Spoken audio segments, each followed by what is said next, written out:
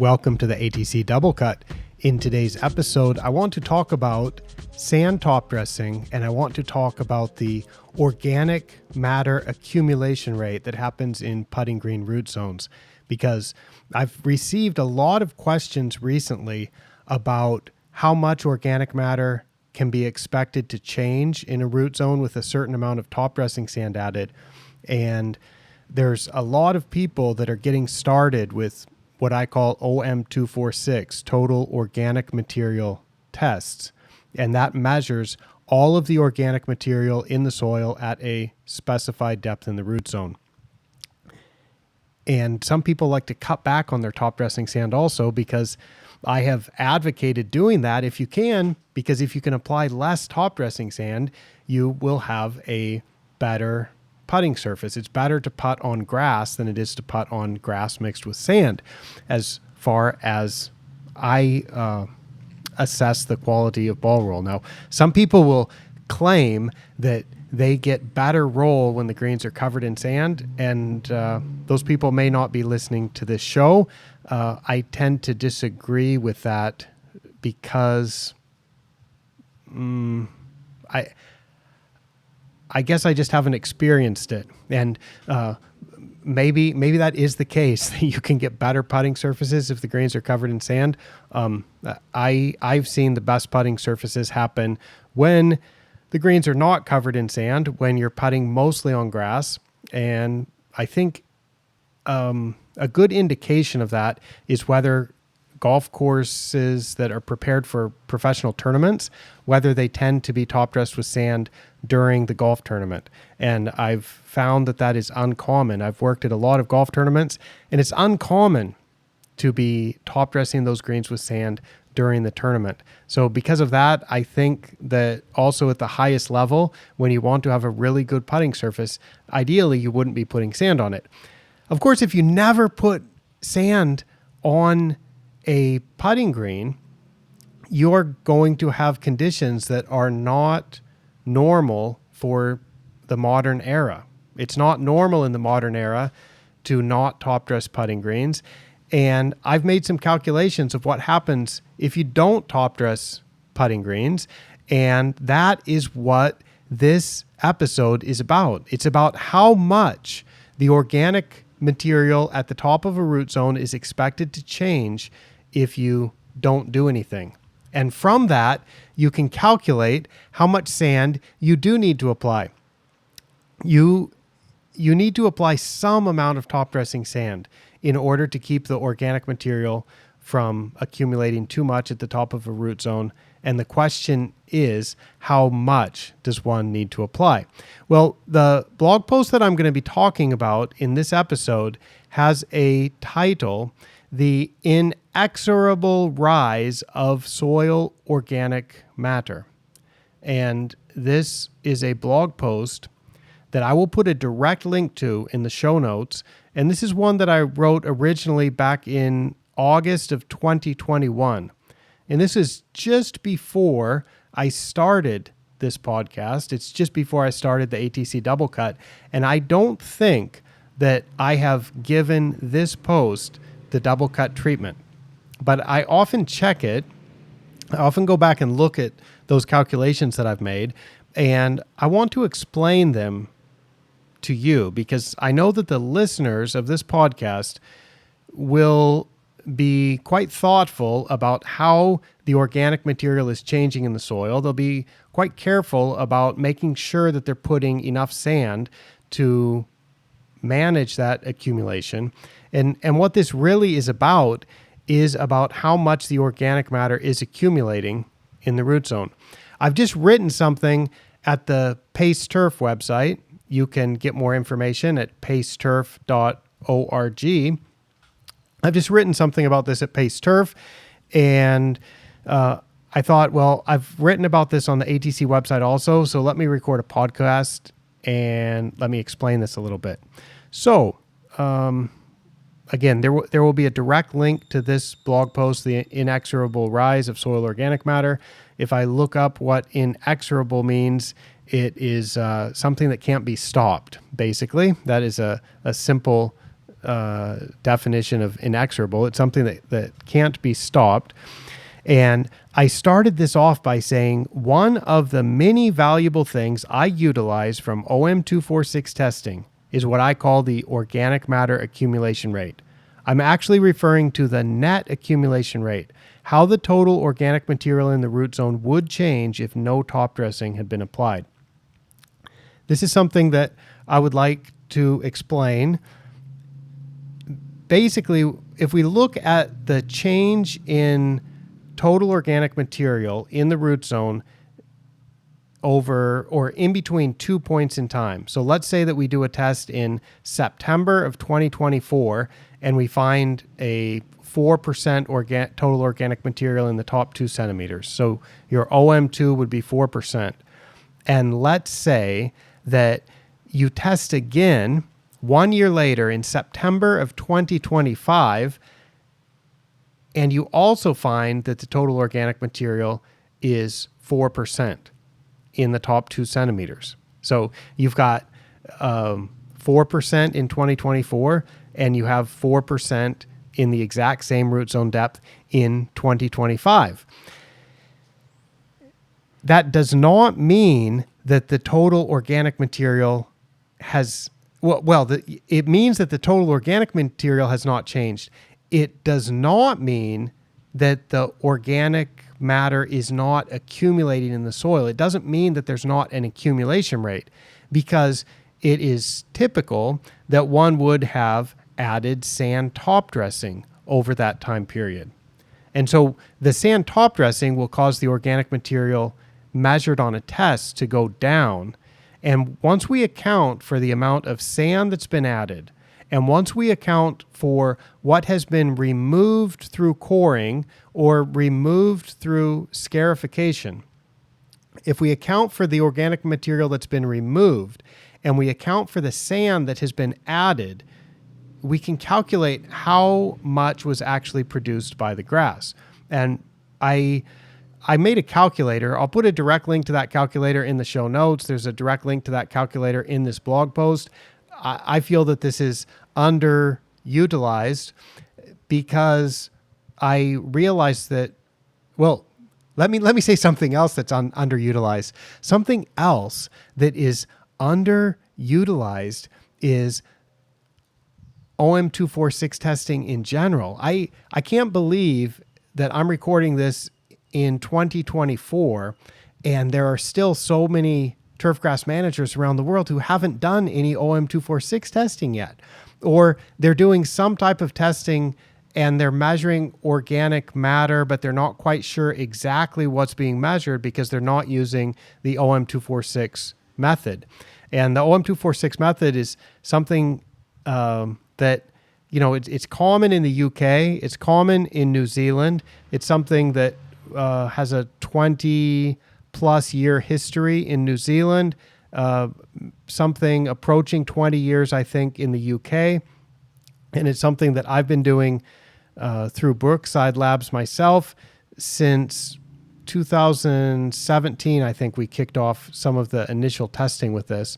And then the USGA's done a huge project and come up with a standardized method that's the same thing as what I have done at Brookside. So there are there's a lot of people that are doing this testing, and I don't mean to criticize. I don't mean to be critical of the people that haven't done it yet. But what I'm saying is I think this is so useful. I think there is such an opportunity to get useful information and information that can help you manage the grass better if you do this type of testing. So I would encourage you in this season, if you're in the southern hemisphere, it's the start of the growing season. If you're in the northern hemisphere, it's coming to the end of the growing season.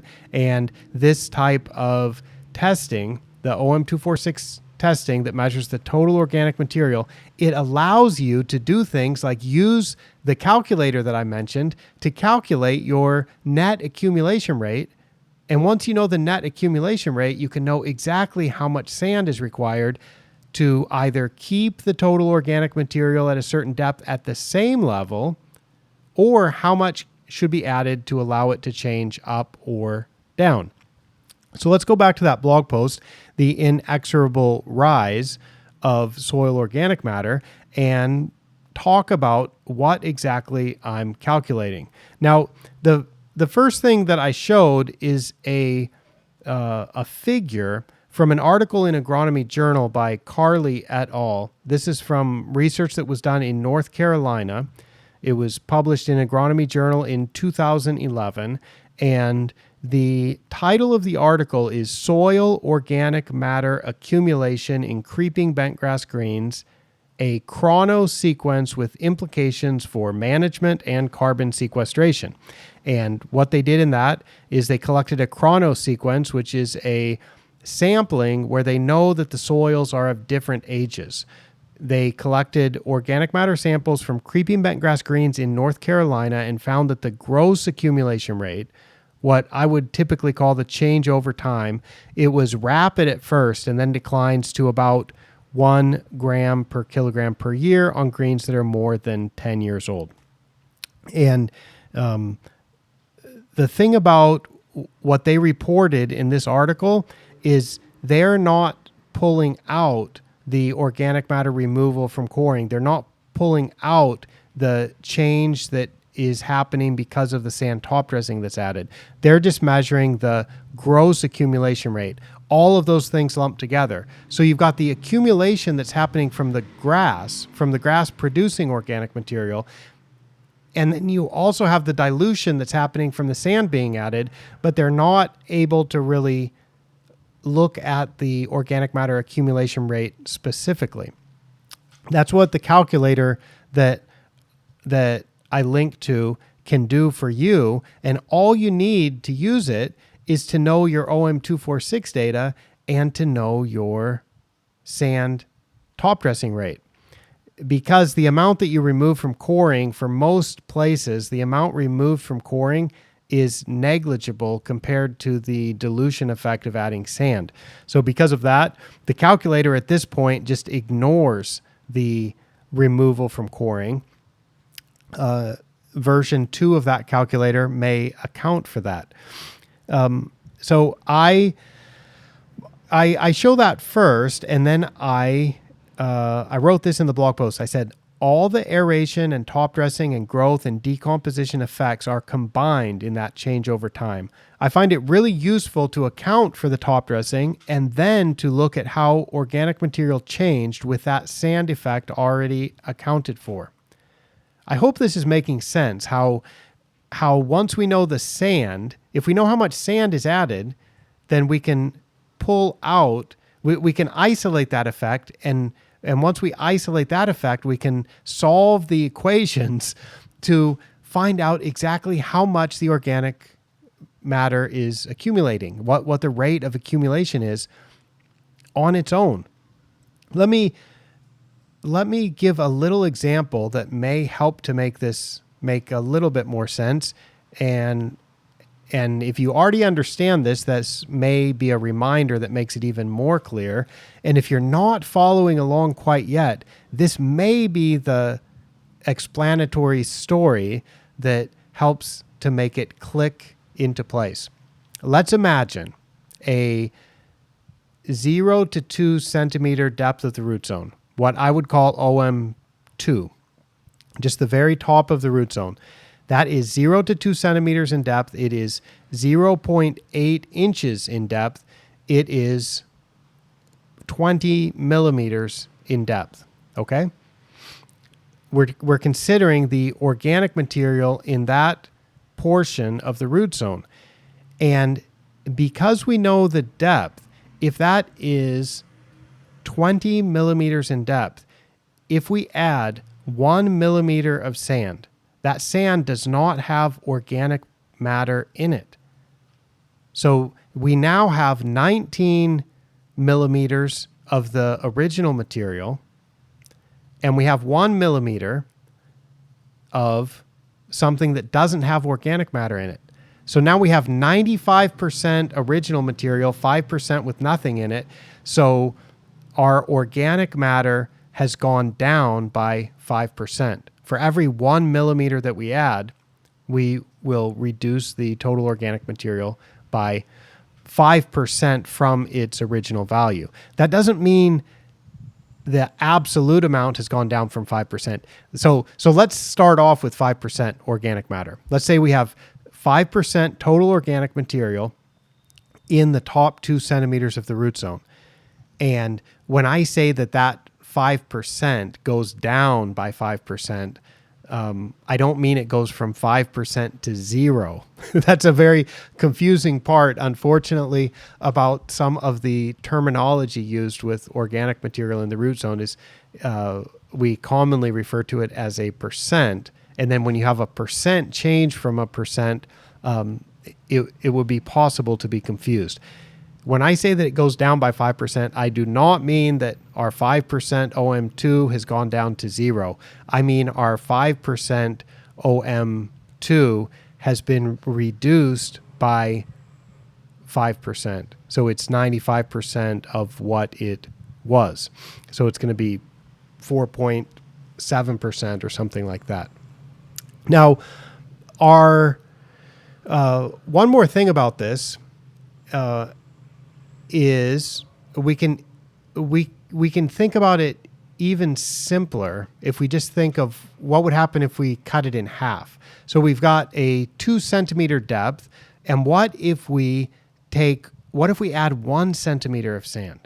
If you add 1 centimeter of sand to a 2 centimeter depth, we've now replaced half of the soil. We've replaced half of the soil with something that has no organic material in it.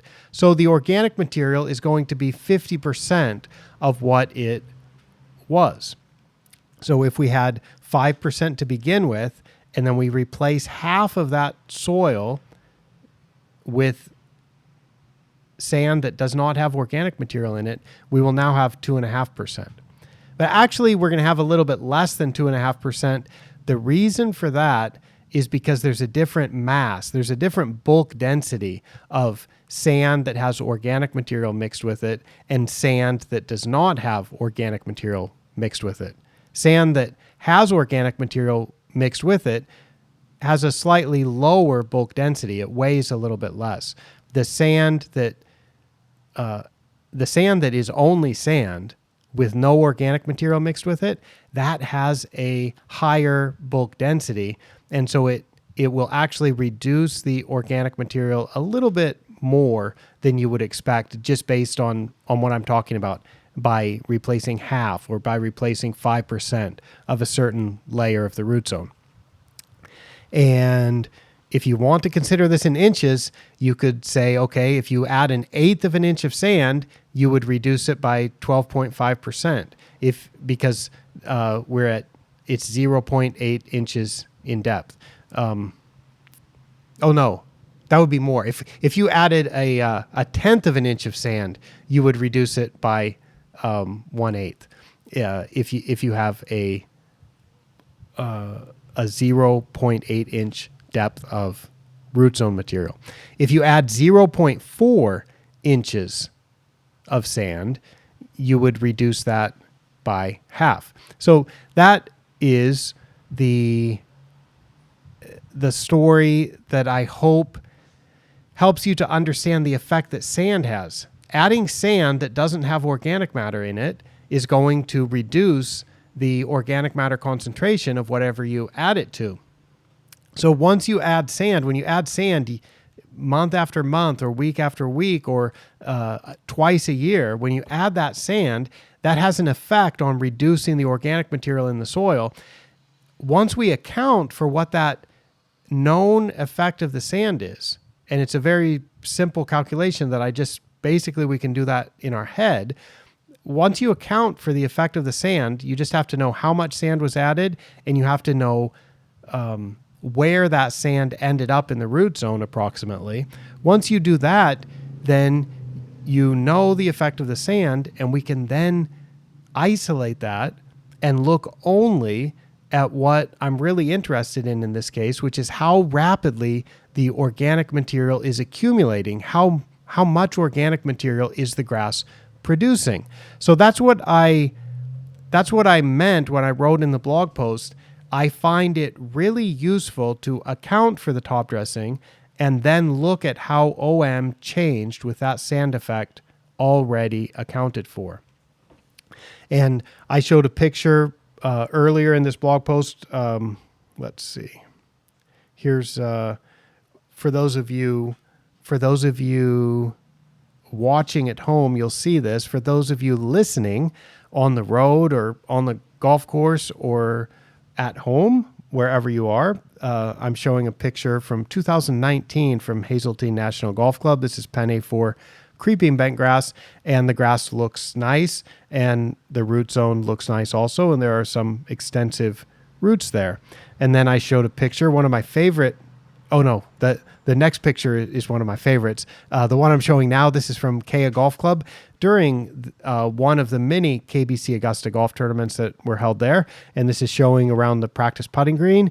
And this is Cori, which is Zoysia matrella, which is a really interesting grass for putting greens. And it's a really interesting grass in terms of producing quite a lot of organic material. One of the things that people like about it is the extensive root and rhizome system that you get, and stolons. And as you have all of that roots and rhizomes and stolons near the surface, that can produce a considerable amount of organic material. So it's quite interesting to look at what that accumulation rate actually is.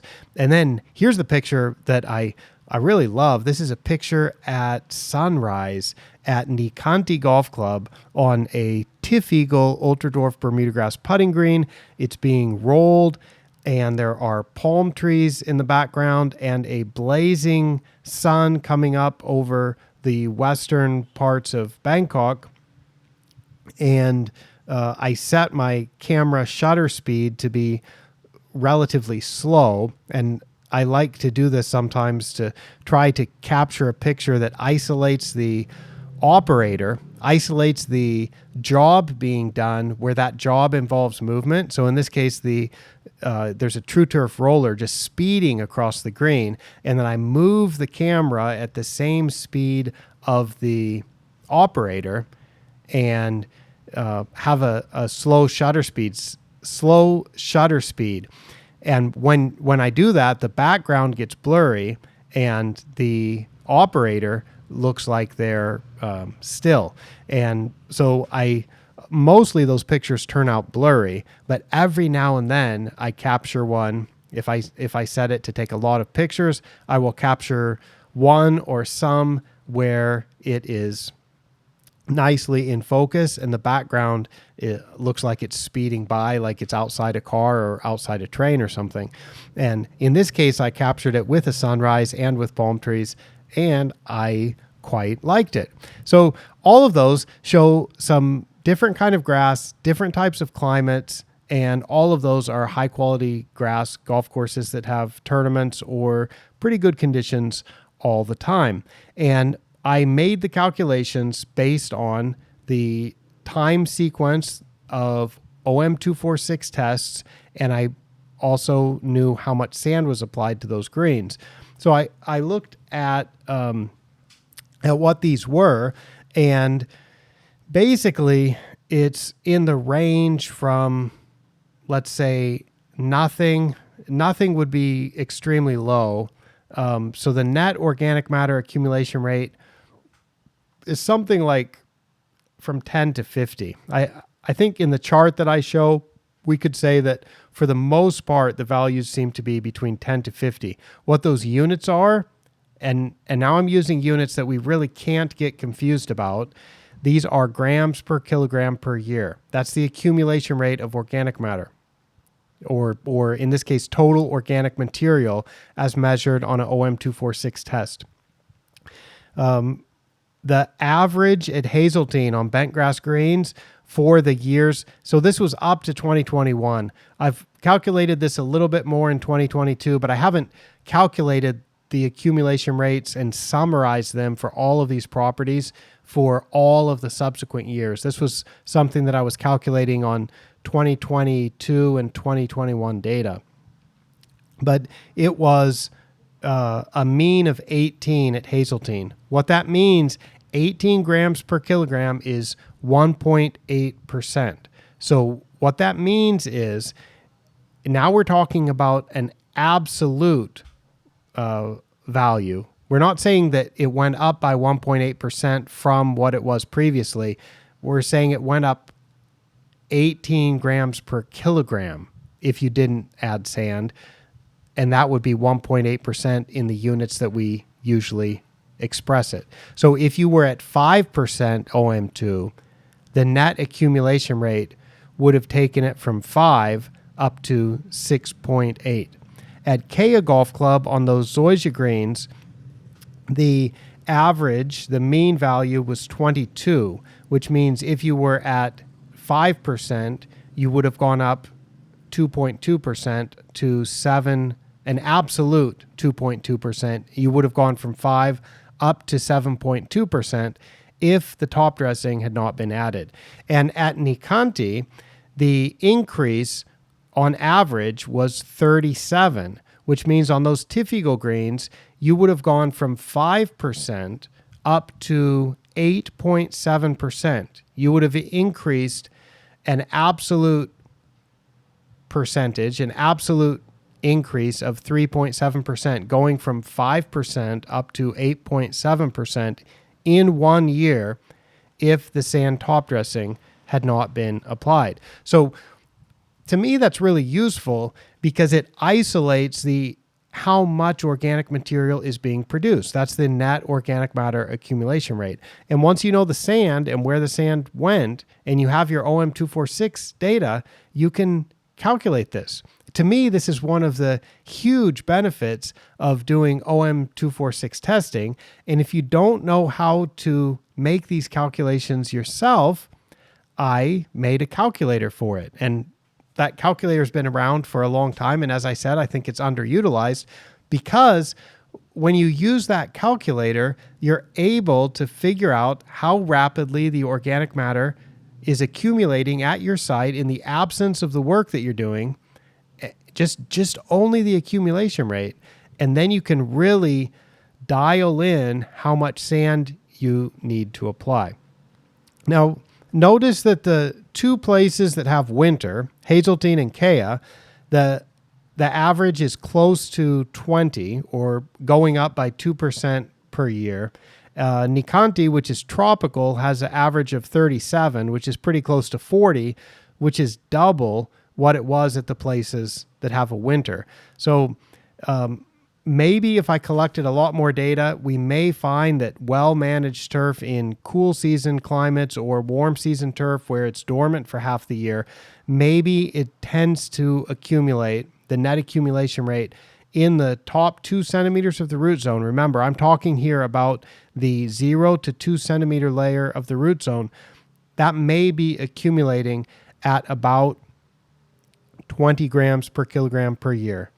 And that means you'd go from 5% this year to 7% next year to 9% the next year to 11% the next year.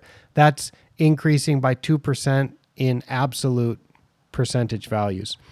And it may be that in a tropical climate, if your grass is growing year-round, then it's going up from 5% to 9% to 13% to 17%.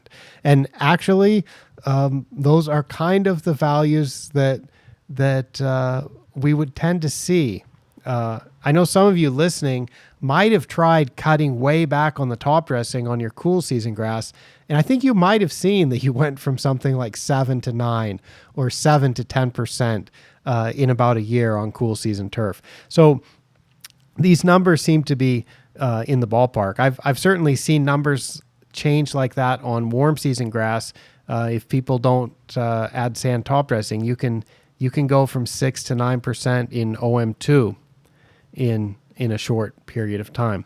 So it's useful to know that because it allows you, the reason why it's useful to know is typically you want the organic material not to go up by 2%. Typically you don't want the organic material to go up by 40 grams per kilogram per year. Normally you'd like it to stay the same. So when you find out exactly how rapidly it's accumulating, you're able to add exactly the right amount of sand to manage it. And you also can start looking at something even a little bit more detailed, which is it possible to reduce that accumulation rate? And maybe with some adjustments in growth regulators, or maybe with some adjustments in fertilizer that's applied, it may be possible to adjust the accumulation rate. So if the accumulation rate can be reduced slightly, then you could also reduce the amount of sand. But you'll still have to put some amount of sand. So I wrote in the blog post, I said, the data from these courses shows that if the effect of the sand top dressing is taken away, the organic matter in the top 2 centimeters of the root zone was accumulating at average rates ranging from 18 grams per kilograms per year on bentgrass in Minnesota up to 37 grams per kilogram per year on tiff-eagle in a tropical climate. And I went on to say, what that means is without the top dressing and other maintenance work that was done, the organic matter in the top 2 centimeters at Nikanti Golf Club, that's the tropical one in Bangkok, would have been expected to go up by 37 grams per kilogram, or 3.7% absolute increase in 1 year. Knowing this accumulation rate makes it possible to make precise adjustments to the work. The OM246 Shiny app has a calculator for this, and that is a calculator that I will put a direct link to. There's a direct link to it in the blog post. I'll put a direct link to the blog post in the show notes, and I will put a direct link to the calculator also in the show notes. So this is something, the OM246, and then calculating the total organic material accumulation rate, that I find really useful. And it's something that's been on my mind a little bit recently because of the questions that come up. And as I started off by saying, I'm surprised that some people have the question about this, but they're not measuring it. You can measure your OM246. Now, the first time you measure OM246, you can't calculate the accumulation rate because you only have one value. You only know like your starting value. In order to calculate the rate, you need to get a second round of testing, which is why I encourage people start doing this as soon as possible. I find it incredibly useful. I think pretty much everybody that does this finds it incredibly useful. And so the best time to get started is, for me, it's the best time to get started is now, with a caveat or with an asterisk. The best time is now if you're at the start or the end of the season, preferably at the end of the season. I don't like doing this testing right in the middle of the season because you've got some sand top dressing that's been applied before and some that will be applied after, and you're not really getting your total organic material at a real stopping point. And for me, a couple of stopping points in terms of sand top dressing are the start of the season and the end of the season, or prior to your first top dressing application, or prior to your last, or after your last regular top dressing. Some people do some special top dressings at the end of the year if they're going to be closed all winter, and if that's the case, you can account for that. So anyway, if you have questions about this, let me know. I will be happy to answer them. This is something that, if it doesn't make sense to you, I would encourage you to read a few of the blog posts and try to understand this, because it is really critical to managing the organic material in the root zone. It's critical to know how much is being produced. So this is something that you can do if you have OM246 data, and you could have done that through ATC, or you can do that through all kinds of, certainly through the Amplify network, through all the Brookside consultants who work in turf grass, and you can do that through the USGA. You can do that through ETL in the UK. You can do that through the NZSTI in New Zealand. And there may be some other labs that do this exactly, but what I recommend to everybody, if you're not doing it with someone else already, I recommend send it to Brookside, because Brookside is the lab that did all the USGA testing. They're the lab that I've worked with to make a very strict and repeatable protocol, and we get really good numbers. We get numbers that have yet to confuse me, and I've been looking at thousands of these test results. All right, everybody. Thank you so much for your interest in these topics, and thanks for listening to this show about total organic material and about the accumulation rate of organic material. I will be back again soon with more interesting turfgrass information. For now, I will sign off for ATC from Trang, Thailand. I'm Michael Woods. Bye-bye.